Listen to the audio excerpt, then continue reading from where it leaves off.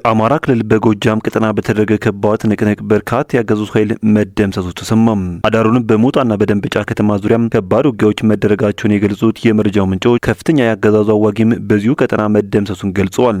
ለመሆኑ የተደመሰሰው አዋጊ ማን ነው የሚለውና የፋኖ ጦርነስ ማን መራው የሚለውን በቆይታችን በዝርዝር የምትሰሙት ይሆናል። የዋርካው መሪ ወዳጆ ልጆች ወልዲያ ከተማን ለመቆጣጠር ትናንት አመሻሽ ጀምረም ብርቱ ትንቅንቅ እያደረጉ እንደሚገኙ ታውቋል። በቀጠናው በርካታ ጀብዶችን የሰሩት የምስራቅ አማራም ኮር 1 ባለሽርጡ ክፍለ ጦር የፋኖ አባላቶች በሰሜን ወሎ ዞን ሀብሮ ወረዳ ላይ በርካታ ያገዛዙ ጦር መደምሰሳቸውን አስታውቀዋል።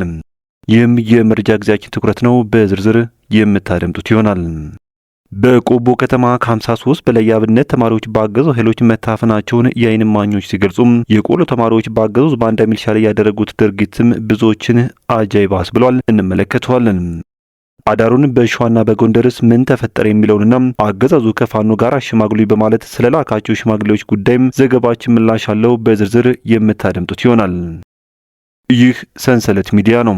ሰንሰለት ሚዲያም አስቸኳይና ወሳኝ መረጃዎችን እንደሚከተለው ማቅረብ ይጀምራል። በቆይታችንም ቀደም ሲል በአርዕስቱ ያስደመጥናቸውን ዜናዎች እንዲሁም ሌሎች መረጃዎችን በዝርዝር ወደ እናንተ እናደርሳለን። እናንተም ለቻናሉ አዲስ ከሆናችሁ ሰብስክራይብ እንዲሁም ቪዲዮ ላይክና ሼር እንድታደርጉ በትህትና እየጠየቅን በቀጥታ ወደ ዝርዝር መረጃዎች አለፍን። በድጋሚም አብራችሁን ቆዩም። በጎጃም ቀጠና በተደረገ ከባድ ትንቅንቅ በርካታ ያገዙ ኃይል መደምሰሱ ተሰማም። 3 ወረዳ ኃይሉን በማሰባሰብ ዋድን ለመክበብ በደንበጫም በሰንሰል በአራት አቅጣጫ ያሰፈሰፈው የብልጽግናው ኃይል በ109ኛ ኮር በክንደ ነበልባሎቹ 99ኛ ክፍለ ጦር ጥምር ኃይል በተደረገ ማጥቃት በርካታ ያገዙ ኃይል የተደመሰ ሲሆን በርካታ ጥቁር ክላሽ ከነ ተተኳሹም ገቢ ተደርጓል ሲል የኮሩ ህዝብ ግንኙነት ፋኖ የቻለ አድማሱ ገልጿል። ጠላት በመካናይዝድ የታገዘም ማለትም በዙ 23 ሞርታር በመድፍና ድሮን በመጠቀም ለማጥቃት ሙከራ ቢያደርግም የ99ኛ ክፍለ ጦር ጥምር ኃይል ባደረሰበት ጥቃት አስክሬን እንኳን ሳይነሳ ወደ መጣበት መፈርጠጡም የተሰማው የፋኖ ምት መቋቋም ያቃተው ያገዙ ኃይል በደንበጫ ወረዳም የደገራ ቅዱስ ሚካኤል ቤተክርስቲያን ዓመታዊ ክብረ በዓል በሚያከብሩም 2 የሃይማኖት አባቶች ካህናትን በአሰቃቂ ሁኔታ መረሸኑንም የ109ኛ ኮር ህዝብ ግንኙነት ፋኖ የቻለ አድማሱ አስታውቋል። ይህ በእንዲህ እንዳለም በሞጣ ከተማ ያገዛዙ ጦር ከባድ ጉዳትን ማስተናገዱን ምንጮች ገለጹ። ትናንት ዳር 12 ቀን 2018 ዓ.ም ነበልባሎቹ ጠላትን ሲያስለፈልፉት የዋሉ ሲሆን ሽንፈቱን ማረጋገጥ ያቃተው የጁላ ጦር የጀግኖቹን ቀይ መድፈር ሳይችል ወደ ኋላ መመለሱን ይሰማው። በ201ኛ ኮር በ54ኛ ክፍለ ጦር ውስጥ ከሚገኙት ወረዳዎች መካከል በሞጣ ኮልሳ ዙሪያ ተንቀሳቅሶ ፋኖን ለመክበብ የገቡ ያገዛዙ ጦር ነገሩ ተገልብጦ በቆንጆቹ ከበባ ውስጥ ወድቆም ከባድ ጉዳትን ማስተናገዱን ይሰማው።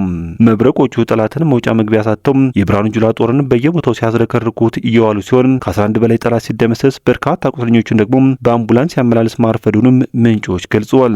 አገዛዙ የፋኖችን በትር መቋቋም ሲያክተው አስከሬና ቁስለኞቹን ለማንሳትና ከበባው ለመውጣት ከሞጣ ተጨማሪ ኃይል በዙ 23 ታጅቦ በማስመጣትና ለማምለጥ ቢሞክርም ነገር ግን መብረቆቹ የተማረከው ተማርኮ ሙትና ቁስለኛውን አስታቅፈው ሸኝተውታል ሲል ነው የአፋባ ቴዎድሮስ እዝ የ201ኛ ኮር ህዝብ ግንኙነት በላከው መልእክቱ ያስታወቀው። በሌላ በኩል የዋርካው መሪ ወዳጆ ልጆች ከወልዲያ ከተማ በቅርብ ርቀት ባደረጉት ጥቃት ከ20 በላይ ያገዙ ወታደሮች መገደላቸው ተገለጸ። ሚኒሊክ እዝ የሰሜን ወሎ ዞን መናገሻ ከሆነችው ከወልዲያ ከተማ በውስን ኪሎ ሜትሮች ርቀት ላይ በምትገኘው ጃርሳ ቀበሌ ትናንት ዳር 12 ቀን 2018 ዓ.ም አመሻሹን ባካሄደው የአጭር ጊዜ ማጥቃት በአገዙ ኃይል ላይ ከባድ ጉዳት በማድረስ ድርብ ድል ተቀዳጅቶ ማምሸቱን የዙ ቃል አቀባይ ለሚዲያችን በላከው መረጃ አስታውቋል። እዙ በ3 ክፍለ ጦሮች ስር ከሚገኙ ሻለቃዎች በተውጣጡ ውስን የፋኖ ቃኞችን ብቻ በማሰለፍ በጥቂት የሰው ኃይልና በአጭር ሰዓት ባካሄደው ፈጣን ማጥቃት ከ20 በላይ ብልጽግና ቡድን መከላከያ ሰራዊት አባላትን ሲደመሰሱ በርካቶችን ደግሞ ቁስለኛም ማድረጋቸው ተረጋግጧል። በዚህ ጥቃት ከባድ ጉዳትን ያስተናገደው ያገዙ ኃይል ዛሬ አዳሩን ቁስለኛና አስከሬኑን በበርካታ ተሽከርካሪ ጭኖ ወደ ሼህ መሐመድ ሁሴን አላሙዲን ስቴዲየም ሲያጓጉዝ መመልከታቸውንም ምንጮች ገልጸዋል። ይህ በእንዲህ እንዳለም የምስራቅ አማራ ኮር 1 የባለሽርጡ ክፍለ ጦር በሰሜን ወሎ ዞን ሀብሮ ወረዳ በጎር 40 ቀበሌ ሲንቀሳቀስ በነበረው የስርዓቱ ወታደር ላይ በተያዘ የጥጥና የደፈጣ ጥቃት የጠላትን ኃይል ሙትና ቁስለኛ በማድረግ ድል መጎናጸፉን አስታውቋል። በብሪትና ትዕቢት ተሞልቶ የመጣውን ያገዙን ሰራዊት በአብሮ ወረዳ ጊራና ከተማ የሚሊሻ ካምፕ ላይ በተወሰደ የደፈጣ ጥቃት 10 የሚሊሻ ኃይሎችን በመደምሰስና ቁጥሩ በውል ያልታወቀ ባንዳ የሚሊሻ ኃይሎችን በማቁሰል መበተናቸው ነው የተሰማው። በዚሁ ቀጠና የብልጽግና ጦር ጊራና ከተማ ላይ ከባድ ጥቃት ከሰነዘረ ከደረሰበት በኋላ ያገዙት ኃይል ከጊራና ወደ ጎራ አርባ ሲንቀሳቀስ በነበረበት ጦሩን ወደ ሞት ምድብ ስቦ በማስገባት ገሚሱን ሙትና ቁስለኛ በማድረግ ድል መቀዳጀታቸውንም የፋኖ ኃይሎች ገልጸዋል። ትናንት ዳር 12 ቀን 2018 ዓ.ም ከረፋዱ 4 ሰዓት ከ30 እስከ ቀኑ 10 ሰዓት ከ40 ድረስ በቆየው ውጊያ ያገዙት ሰራዊት በግስላዎች ነፍጥ የረገፈ ሲሆን ከፊቱ የሚነጠፈውን ጓዱን የተመለከተ ጥላት ለተወሰነ ሰዓት ባለበት ቆሞ ሞደስ ናፍቀኝ ሮሮውን ቢያላዝንም ግስላው ፋኖ ወደፊት በማጥቃት ከሞደስ ናፍቆት ወደማይቀረው ሲኦል ሸኝቶታል ሲል የገለጸው ፋኖ ደምሌ መኮንን አንድ ጥይት ለአንድ ጠላት በሚል የአማራ ብሂል ለአንድ ጠላት በአንድ ጥይት ግንባሩን ተብሎ አልፏልም ብሏል። በርካታ ሙትና ቁስለኛ ያስተናገዱ ያገዙት ሰራዊት የሞራል ውድቀት የቁስ ከስረትን በማስተናገድና የደረሰበትን በትር መቋቋም ሲያቅተው ሁለት ንጹሃኖችን በዘፈቀደ ተኩስ በመግደል የዘወትር ግብሩና አቅዶት የመጣውን የጥፋት ተልዕኮ ሳያሳካም ወደ መጣበት ወደ ጊራናና መርሳ ከተማ መመለሱን የገለጹት የመረጃው ምንጮች በዚህ ጥቃት የቆሰለውን ሰራዊትን በአምቡላንሶች ወደ ጊራና ጤና ጣቢያና መርሳ ሆስፒታል ሲያጓጉዝ መመልከታቸውንም ምንጮች ገልጸዋል። በሌላ በኩል በቆቦ ከተማ ከ53 በላይ የአብነት ተማሪዎች ባገዙ ኃይሎች መታፈናቸው ሰምቷል። የራያ ቆቦ ወረዳ መቀመጫ በሆነችው ቆቦ ከተማ በሚገኙ አብያተ ክርስቲያናት በአብነት ትምህርት ላይ የነበሩ ከ53 በላይ ተማሪዎች ባገዙ ወታደሮች ታፍነው መወሰዳቸውን የዓይን እማኞች ተናግረዋል።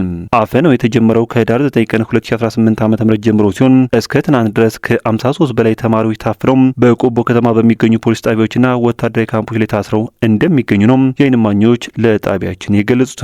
ተማሪዎቹ ከታሰሩበት ዕለት አንስቶ እስካሁን ባለው ፍርድ ቤት አልቀረቡም የሚሉት ምንጮቻችን የሚጠይቃቸውና ምግብ የሚያደርስላቸው ቤተሰብ በቅርብ ባለመኖሩም ለረሃብ መጋለጣቸውን አስረድተዋል።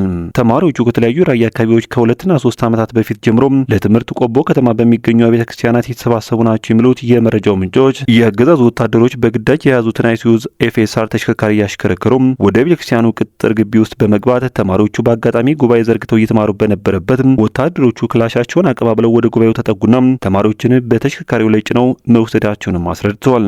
የነውረኛው አገዛዝ ስርዓት ተላላኪ ወታደሮቹም አፈናውን በሚፈጽሙበት ወቅት ብሔር ተኮር የሆኑ አጸያፊ ቃላቶችን ይናገሩ እንደነበርና ድብደባ መፈጸማቸውን የዓይን እማኞች አክለው ገልጸዋል። በሌላ መረጃችን ምስራቅ አርሲ የክርስቲያኖች የግፍ መሬት መሆኗን ቀጥላለች። ሽርካ በሚባለው ወረዳ ብቻ ከሚገኙት 37 ቤተ ክርስቲያናት 17 ያክሉ ሙሉ በሙሉ በሚባል ደረጃ በጭፍጨፋው ምክንያት አገልግሎት ማቆማቸውን ምንጮች ገልጸዋል። እንደ ምንጮች ገለጻ ከሆነም ባለፉት 2 ዓመታት ብቻ በሚታና ቀበሌ 118 ኦርቶዶክሳውያን አባወራዎች ቤት ሲፈርስ ንብረታቸውም ተወርሷል ብለዋል። ሙሉ በሙሉ በአክራሪ ኃይሉ የፈራረሱና ከጥቅም ውጭ የሆኑና ቅጽራቸው ሳይቀር ከፈራረሱ ቤተክርስቲያኖች ውስጥ አኖሎ ቅዱስ ጊዮርጊስ፣ ላሉንጬ አማኑኤልና ሰንጎ እግዚአብሔር አብ ቤተክርስቲያን እንደሚገኙበትም ዲያቆን አብርሃም ተስፋይም ከስፍራው መረጃውን አድርሷል።